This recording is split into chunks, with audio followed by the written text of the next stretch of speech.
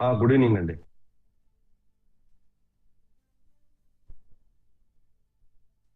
Good evening అండి. విద్యాసాగర్ గారు వినిపిస్తుందా నా వాయిస్ మీకు? వినపడుతుంది.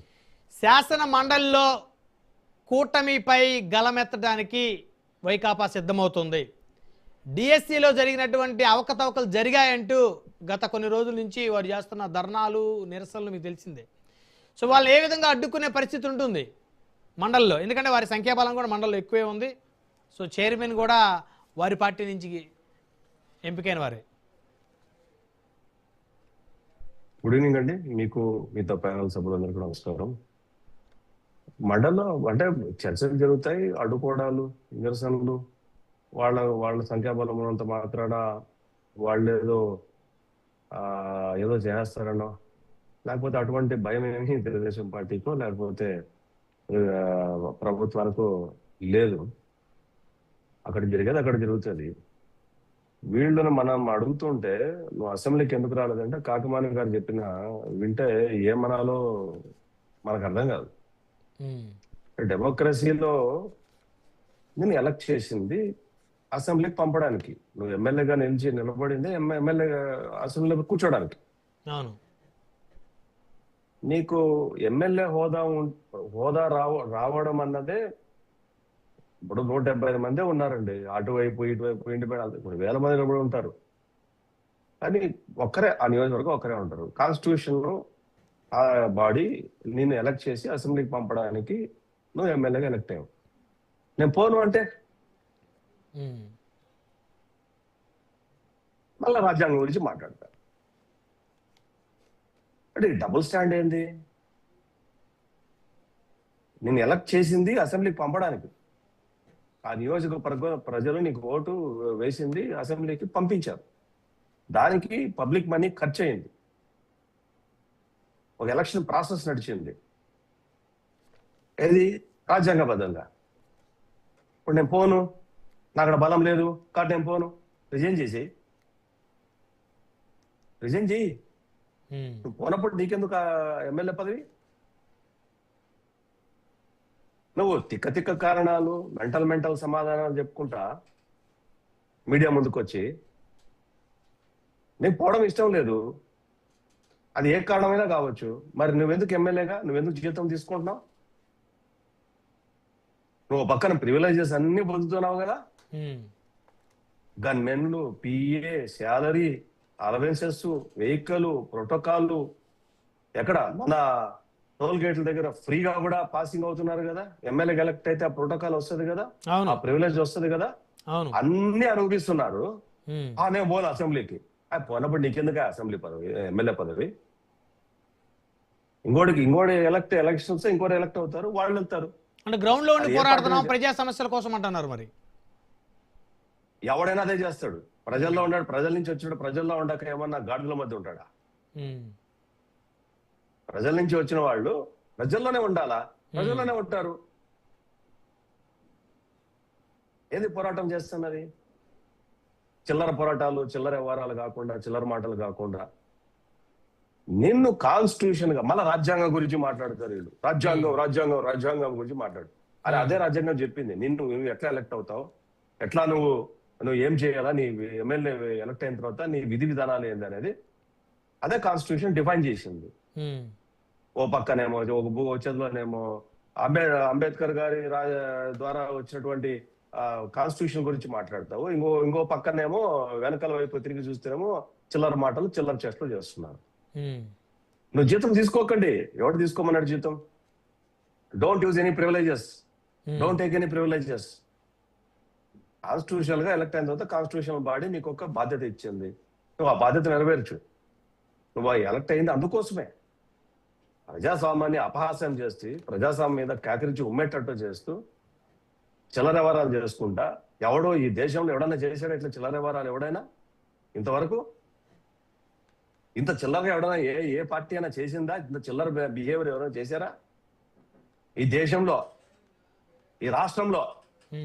లేదు, దేశంలో ఉన్నటువంటి మిగతా రాష్ట్రాల్లో 79 స్వతంత్ర భారతదేశంలో ఏ పొలిటికల్ పార్టీ అయినా సరే ఇంత చిల్లరగా బిహేవ్ చేసింది మనం ఎడైనా చూసామా? ఇప్పుడు తెలంగాణలో ఒకే ఒక ఎమ్మెల్యే ఎవరు, సిపిఐఎం అనుకుంటా, ఆయన ఒక్కడున్నాడు, ఆయన ఎమ్మెల్యేకి వెళ్ళదు కదా. అవును. అంతెందుకు 2009లో జయప్రకాష్ నారాయణ గారు లోక్సత్తా నుంచి ఒక్కరేగా ఉమ్మడి ఆంధ్రప్రదేశ్లో ఆయన 5 ఏళ్ళు ఫైట్ చేశాడు. అవును. నాకు టైం రాదు, నీకు ఎమ్మెల్యేగా నీకు ఎంత టైం రావాలో అంత టైం వచ్చింది, నువ్వు ఏం చెప్పదలుచుకున్నావు నువ్వు అక్కడికి వెళ్ళి చెప్పు. చిల్లర మాటలు, చిల్లర చేష్టలు, చిల్లర బిహేవియర్, చిల్లర పార్టీ, వాళ్ళు వదిలేండి, ఆ మాటలు వదిలేండి పార్టీల గురించి. మాటలు కాదు అంటే మనం ఏం మాట్లాడు, మేము వెళ్దాము, ఎందుకు వెళ్తాము, ఎందుకు వెళ్ళావు, నేను పంపించిన దానికోసమే కదా, నేను పంపించిన దానికోసమే కదా. ప్రజలు ఎన్నుకోబడి రాజ్యాంగబద్ధంగా నువ్వు ఎన్నుకోబడ్డావు ప్రజల చేత, మరి రాజ్యాంగబద్ధమైనటువంటి పదవి నిర్వహించవా, నీకు బాధ్యత లేదా, నీ మీద గవర్నమెంట్ ఆఫ్ ఇండియా ఖర్చు పెట్టలేదా, అది ప్రజల సొత్తు కాదా, టాక్స్ పేయర్స్ మనీ కాదా? ఎన్ని ఆంధ్రప్రదేశ్ లో ఎన్నికలు జరపడానికి లోక్సభ అండ్ అంటే పార్లమెంట్ కి, అసెంబ్లీకి రెండింటికి ఆయన ఖర్చు ఎంతో తెలుసా అండి? 6,000 కోట్లు. 6,000 కోట్లు ఖర్చు అయింది మిమ్మల్ని అసెంబ్లీకి పంపడానికి. అందరికీ చెప్తున్నా, ఒక్కరికని కాదు, ఎవరైతే ఎలారో వాళ్లకు బాగా చిబుక్కమంటది నేను చెప్పేది. 6,000 కోట్ల రూపాయలు ఖర్చు పెట్టి 6,000 కోట్లు ఎంత మంది మ్యాన్ పవర్ పనిచేశారు? వీళ్ళందరికీ ఎంత డబ్బు ఖర్చు అయింది? ఎక్కడిదా డబ్బు? Taxpayers money. ఒక పక్కన మీరు మీ ఇష్ట ప్రకారం చేసేసి రాజ్యాంగాన్ని అపహాస్యం చేస్తూ ఉంటే మరి ఇట్లా మాట్లాడక మరి ఎట్లా మాట్లాడాలా? You have elected by the people, your presence should be mandatory in the assembly. అది వదిలేసి మనకి ఇష్టం నోటికొచ్చేట్లు మాట్లాడతాం, తర్కం మాట్లాడతాం. ఇప్పుడు 2009లో పార్లమెంట్ ఎలక్షన్స్ లో కాంగ్రెస్ పార్టీకి 534 సీట్లకు గాను 42 సీట్లు వచ్చినాయి. 42. కాంగ్రెస్ పార్టీకి 120 ఏళ్ల చరిత్ర ఉన్న పార్టీకి ప్రతిపక్ష హోదా ఇయ్యలే పార్లమెంట్ లో. మీరేమన్నా అతీతులా? చట్టానికి మీరేమన్నా అతీతులా? ఏదంటే ఏందో తీసుకొని వస్తారు. హైకోర్టుకి వెళ్ళారు, ఏమైంది? మాకు ప్రతిపక్ష హోదా ఇవ్వాలన్నారు, ఏమైంది? ఎవడా లెక్క పెట్టాడా దాన్ని? ఓ పిటిషన్ గా పక్కనెత్తి పడేశారు. అంటే ఈ దేశంలో వీళ్ళు ఏం చేస్తారు, కేజ్రీవాల్ది తీసుకొని వస్తారు, ఏదో కేజ్రీవాల్ది విషయాన్ని ఢిల్లీలో విషయం తీసుకొని వస్తారు. అది ఆ పార్టీ వ్యక్తిగతంగా వ్యవస్థీకరంగా తీసుకున్నటువంటి నిర్ణయం, చట్టపరంగా కాదు. అది చట్టపరంగా తీసుకోవాలి. అది ఆ పోనీ లేదని బిక్ చేసినట్టు వేశారు కేజ్రీవాల్ ఆ పూట. దాన్ని మీరు హక్కు అంటారా? చరిత్రలో ఒకేసారి జరిగింది అది, చరిత్రలో ఒక్కసారి జరిగింది అది. అది కూడా హక్కుతో కాదు, అది భిక్షతో వచ్చినటువంటి ప్రతిపక్షం. అది ఎవరు ఏ పట్టన్నా కానీ దాన్ని పట్టుకొని అది జరగలేదా అంటే అదే వాళ్ళేం కోర్టుకు వెళ్ళలేదు, గొడవ పడలేదు, ఇంకోటి ఏమంటే వాళ్ళు అడగల. బేసిక్ గా మా ప్రతిపక్ష హోదా కావాలా అయితేనే మేము వస్తామని చెప్పేసి వాళ్ళేం అడగల. ఆ అసెంబ్లీ తీసుకునే నిర్ణయం అది, అంతే. ఇరానీ మంచిగా తీసుకునే నిర్ణయం అది. దాన్ని పట్టుకొని వాళ్ళు ఇచ్చారు. చట్టంలో లేనిది, రాజ్యాంగంలో లేనిది, కాన్స్టిట్యూషనల్ గా వైబిలిటీ లేనిది అడిగి మీరు ఏదో గెయిన్ చేయాలనుకుంటున్నారు. నో, అది ప్రజలేమి చూడలేం కాదు. ప్రజలు చాలా తెలివిమంతులు. మీరు చేసే యాక్టివిటీ అంతా గమనిస్తూనే ఉంటారు. అవును, మాకు లేదు. ఎందుకు ఇస్తారు? నీకు 11 సీట్లు వస్తే నీకు రావాల్సిన 18 సీట్లు. ఇదే అసెంబ్లీలో 23 సీట్లు ఉన్నప్పుడు ఇంకా ముగ్గురు లాక్కుంటే నీకు ప్రతిపక్షం కూడా ఉండదు చంద్రబాబు నాయుడు గారు అని చెప్పి అన్నారు. ఇలాంటి పరిస్థితి ఏ మొహం పెట్టుకొని అన్నారండి ఆ రోజు జగన్మోహన్ రెడ్డి గారు? ఆ రోజు అసెంబ్లీ అన్నారుగా, ఆలోచన చేసిండ్రు వారికి ఇలాంటి సిచ్యువేషన్. అంటే ఇప్పుడు చేస్తున్నారు అనమాట. అంటే వాళ్ళకు అంటారు కదా, భగవంతుడు అని మాటకు వస్తే జగన్మోహన్ రెడ్డి గారు మాట్లాడతారు కదా, ఆ భగవంతుడు ఇంత రివర్స్ చేస్తాడని చెప్పి బహుశా వైసీపీ పార్టీ వాళ్ళు ఎవరు ఆలోచించి ఉండరు. కాబట్టి వాళ్ళు ఆ రోజు చెప్పారు, మీకు ముగ్గురు లాగేస్తే నీకు ప్రతిపక్ష హోదా పోతుంది అంటే. Is confining that, is confirmed that in the assembly. అసెంబ్లీలో ఆ స్టాండింగ్ లో నిలబడి చెప్పినటువంటి మాట, నువ్వు 18 సీట్లు నీకు ముగ్గురు 4 లాగేశానంటే నీకు ప్రతిపక్ష హోదా కూడా ఉండదు అంటే 18 తగ్గితే ఆయన చెప్పాడు. కానీ నా పని చేయట్లేదు నేను గొప్పగా అన్నాడు కదా. మరి నువ్వు గొప్పగా సీట్లు తెచ్చుకొని ఉండాల్సిందే. 18 మినిమం తెచ్చుకొని ఉండాలా. నువ్వు తెచ్చుకోవాలా, నీకు రాలా. సో ఇక్కడ మనం ఏదంటే అది మాట్లాడితే వీలవ్వదు. మీరు కేసు వేసారు. ఒక్కసారైనా మీ కౌన్సిల్ అడ్వకేట్ హైకోర్టులో ఒక్కసారైనా టేబుల్ మీదకి ఈ అంశం రావడానికి ఒక్క స్లిప్ అయినా మూవ్ చేశాడంటే వీళ్ళు అడ్వకేట్ లేదు, చేయలా. ఎందుకంటే కోర్టులో వేశారు అంతేదని, వేశామని ప్రజలు చెప్పడానికి.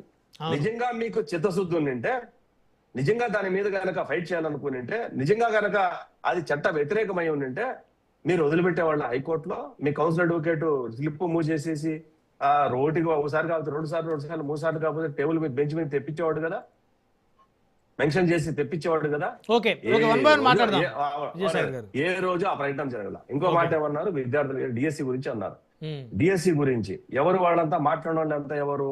బాధితులని వైసీపీ కార్యకర్తలు. ఎట్లా చెప్తారు మీరు వైసీపీ కార్యకర్తలు? అంత మేము ప్రూవ్ చేశాము. ఎట్లాగంటే అంతకు ముందు వాళ్ళు పాల్గొన్నటువంటి సభలు, ర్యాలీలు, వాళ్ళ ఫోటోలతో సహా ఈ మధ్య కాలంలో వాళ్ళు బయటకు వచ్చిన తర్వాత వాళ్ళ ఫోటోలతో సహా బయటకు వచ్చాయంత. ఒకటి, they are purely YCP sympathisers, no doubt at all. Crystal clear evidence. Number 2, వాళ్ళు జగన్మోహన్ రెడ్డి గారితో మీట్ అయ్యి వాళ్ళు ఏదో చెప్పారు. ఫస్ట్ జగన్మోహన్ రెడ్డి గారితో మీట్ అయిన తర్వాత వెరీ ఇమీడియట్ గా ప్రభుత్వం ఏం చేసిందంటే వాళ్ళందరివి ఆ డేటా తీసుకొని వచ్చి ఒక ప్రెస్ కాన్ఫరెన్స్ పెట్టారు. ప్రెస్ కాన్ఫరెన్స్ పెట్టి పర్సన్ టు పర్సన్ ఎందుకు సీట్ రాలేదు, ఇంకోటి ఏమంటే ఈ డిఎస్సి నిర్వహణ చేసింది మేము ఫ్రెష్ గా ఇచ్చేటువంటి జీవోతో కాదు, వాళ్ళు ఇచ్చిన జీవోతోనే. మేము వాళ్ళు ఇచ్చిన జీవోని మార్చలేదే, హారిజాంటల్ అన్నదాన్ని మేము మార్చలేదే, టర్మ్స్ మార్చలేదే, రూల్స్ మార్చలేదే, రెగ్యులేషన్స్ మార్చలేదే, మేము ఏం మార్చలా. వాళ్ళు ఏదైతే ఒక జీవో ఇచ్చారో ఆ జీవో ప్రకారం, జీవో మార్చింది ఎవరు, అంతకుముందు జీవోకి ఫ్రెష్ జీవో ఇచ్చింది ఎవరు? వైసీపీ పార్టీ, అప్పుడు వైసీపీ ప్రభుత్వం. మీరిచ్చిన జీవోతో మేము రిక్రూట్మెంట్ చేసి ఉద్యోగం రాలేదంటే నువ్వే పిలిపించి వాళ్ళతో సమావేశం పెడతావు. ఎంతమంది? 1 లక్షల మంది రాస్తే, అదే ఒక్క నిమిషం కంప్లీట్ చేస్తున్నాడు. 1 లక్షల మంది రాస్తే 16,000 మంది చిల్లర ఎగ్జామ్ రాస్తే ఆ 16,000 చిల్లర మందిలో ఈ 45 మంది తేలారు. ఇది చెప్తున్నారు నాకు ఆ స్పోర్ట్స్ ఈ స్పోర్ట్స్ అని. ఎవరైతే ఆకొచ్చి నాకు నేషనల్ వచ్చింది చంద్రబాబు ఏమంటారు, జగన్మోహన్ రెడ్డి గారు ఏదో ఒకటి వచ్చింది కదా, ఉద్యోగం ఇచ్చేయచ్చు కదా, ఏదో ఒకటి వస్తే ఉద్యోగం ఇచ్చేదానికి ఇదేమైనా చిల్లరంగిడా? ఇదేమైనా చిల్లరంగిడా అండి? ఈ చాక్లెట్ కాకపోతే ఆ చాక్లెట్, ఆ చాక్లెట్ కాకపోతే ఈ చాక్లెట్ ఇవ్వడానికి కాదు. గవర్నమెంట్ రూలు, రెగ్యులేషన్, దీనికి ఒక పద్ధతి, ఇవన్నీ ఉన్నాయి. నువ్వు ఫాలో అవ్వలేదు, నీకు నువ్వు ఇచ్చిన జీవో ప్రకారం వాళ్ళకి ఉద్యోగం రాలే. మేము ఇచ్చిన జీవో ప్రకారం కాదు ఉద్యోగం రాంది, నువ్వు ఇచ్చిన జీవో ప్రకారం ఉద్యోగం రాలే. నేషనల్ గోల్డ్ మెడలిస్ట్ కి ఉద్యోగం వచ్చుదా? మెన్షన్ చేశాడా? అతను అప్లికేషన్ లో మెన్షన్ చేశాడా ఆ విషయాన్ని? అప్లికేషన్ లో మెన్షన్ చేశాడా? చేయడా? సో కాబట్టి రిజెక్ట్ అయింది. నీకు గోల్డ్ మెడల్ ఒలింపిక్స్ లో కూడా వచ్చి ఉండొచ్చు. You should mention in the application. నువ్వు కదా ఫిల్అప్ చేసేది, నువ్వు ఫిల్అప్ నువ్వు కదా రాసింది అప్లికేషన్, నువ్వు మెన్షన్ చేయాల్సింది. కొన్ని లక్షల వస్తే ఇతను ఒలింపియన్ అనేది ఏమన్నా ఆ కంప్యూటర్ తెలుస్తుందా? అవునండి. నువ్వు మెన్షన్ చేసావా అప్లికేషన్ లో? నువ్వు చేయలా. దానికి ఎవరికి బాధ్యత? క్యాండిడేటా లేకపోతే ప్రభుత్వమా? నువ్వు మెన్షన్ చేయకపోతే క్యాండిడేటే బాధ్యత, మెన్షన్ చేసినా కూడా ఉద్యోగం రాకపోతే ప్రభుత్వం బాధ్యత. అప్పుడు నువ్వు ఒక నిందేసినా కూడా దానికి సమాధానం చెప్పడానికి ఓకే. అసలు అప్లికేషన్ మెన్షన్ చేయాలా? నేషనల్ లో నీకు సిల్వర్ మెడల్ వచ్చింది, గోల్డ్ మెడల్ వచ్చింది, తర్వాత బయటకు వచ్చి నువ్వు చెబితే దానివల్ల ఉపయోగం ఏముంటదండి? విద్యాసాగర్ గారు మాట్లాడరు, సమయం తక్కువగా ఉంది. ఒక్క నిమిషం. వందే భారత్ ట్రైన్ ఉందండి, వందే భారత్ టికెట్ కూడా ఉండాలి. నీకు నువ్వు 30 సెకండ్లు లేట్ వెళ్ళావు ట్రైన్ వెళ్ళిపోతుంది. ఓకే, విద్యాసాగర్ గారు ఉండని మాట మనతో దుర్గా శ్రీరామ్ గారు ఉన్నారు, మాట్లాడదాం సార్, సమయం తక్కువ ఉంది. శ్రీరామ్ గారు, దుర్గా శ్రీరామ్ గారు, గుడ్ ఈవినింగ్ అండి. సార్ ఆగండి ప్లీజ్, విద్యాసాగర్ గారు ఆగండి. శ్రీరామ్ గారు మీరేం చెప్తారు? మండల్లో